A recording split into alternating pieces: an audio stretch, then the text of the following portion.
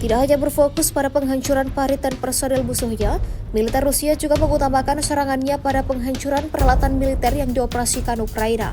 Terbaru, beredar sebuah rekaman di media sosial Telegram pada Senin 5 Agustus 2024. Dalam rekaman tersebut memperlihatkan bagaimana militer Rusia secara brutal menghancurkan 2 kendaraan lapis baja Amerika International Max Pro dan 2 kendaraan lapis baja Marder 1A3 Jerman milik Angkatan Bersenjata Ukraina di arah Pokrovsk.